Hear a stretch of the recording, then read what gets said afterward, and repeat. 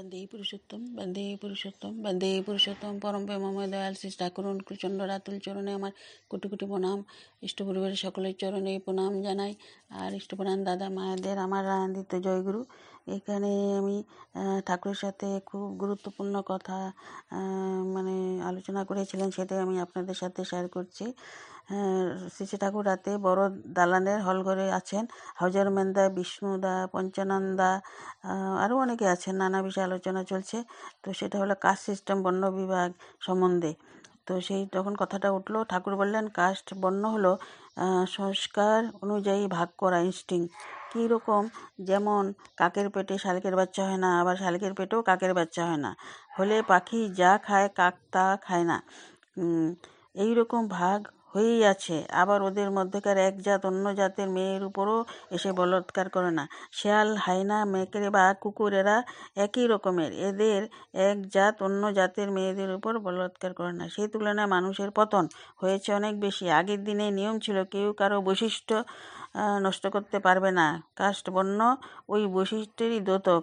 যেমন বিষ্ণুদাকে তুমি আছো ব্রাহ্মণ, কায়েত আছে পঞ্চানন্দা, আর একজন বৈশ্য আছে, আর একজন শূদ্র। এরা প্রত্যেকে আলাদা আলাদা বর্ণ, মানে এক জাতীয় সংস্কারে যারা সংস্কৃত। সে কম আছে, বেশি আছে, মাঝারি আছে, নানান রকমও হতে পারে। দেখো না, এক কাঁঠাল গাছে কত রকম কাঁঠাল, কত রকম আছে। সবেই কিন্তু কাঁঠাল কাঁঠাল। আমি যদি আজ কাঁঠাল গাছে, সবই কাঁঠালেরই কাঠ। আমি যদি আজ কাঁঠাল গাছে উন্নতি করতে চাই, তাহলে তা করা লাগবে ওই সব রকম গাছের নিজস্ব সংস্কার বৈশিষ্ট্যের উপর দাঁড়িয়ে। তো বিষ্ণুদা বললেন অন্য দেশে তো এরকম বিভাগ নাই। তখন ঠাকুর বললেন ওদের দেশে আছে। গল্পে শুনেছি বিলাতে কুলীন আছে, মধ্যম আছে, নিচু ঘরেরও লোক আছে। সেখানে কুলীন মেয়েরা নিচু ঘরের পুরুষকে বিয়ে করে না। সেটা প্রতিলোম। প্রতিলোম তোমাদের মধ্যে নিষিদ্ধ, কিন্তু অনুলোম বিয়ে চালু ছিল। সেই জন্য আগে তো আগে সুদানি মেয়েও বিয়ে করেছে।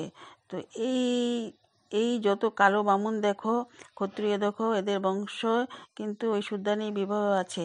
বিশুদ্ধা বললেন এখন তো বহু উল্টাপাল্টা অশাস্ত্রীয় বিয়ে হচ্ছে। কেউ তো বাঘের মতো লাফ দিয়ে প্রতিবাদ করতে এগিয়ে আসে না। শ্রী ঠাকুর বললেন তোমাদের মধ্যে এখনও হয়তো সেই রকম বাঘ লুকিয়ে আছে। তার মানে তুমি যখন তোমার পিতৃপুরুষকে অবজ্ঞা করতে পারো না।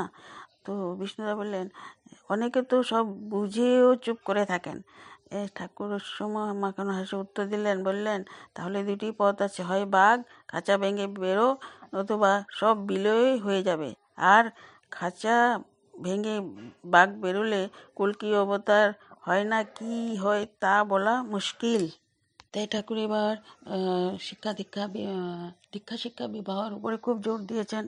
বেশি তো বিবাহের উপরেই দিয়েছেন। অনুলোম বা প্রতিলোম এইসব বিবাহটা যেন ঠিক মতনই হয়, তাহলে সে যে সন্তানরা আসবে, সে দেব শিশুরা আসতে পারবে এবং পৃথিবীটা আবার সুন্দর হয়ে উঠবে। সেই ঠাকুর এই বিবাহ সম্পর্কে আমাদের একটা নারী নীতি বই আছে, সেখানে লিখে গেছেন কোন বর্ণ কীভাবে কার সাথে বিয়ে হতে হয় বা কীভাবে চলতে হয়।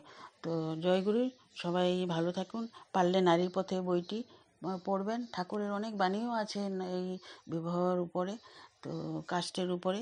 তো আপনাদের সর্বাঙ্গীন মঙ্গল হোক এবং আমরা ঠাকুরের সেই নীতিবিধানগুলো মেনে চলতে থাকি। জয়গুরু।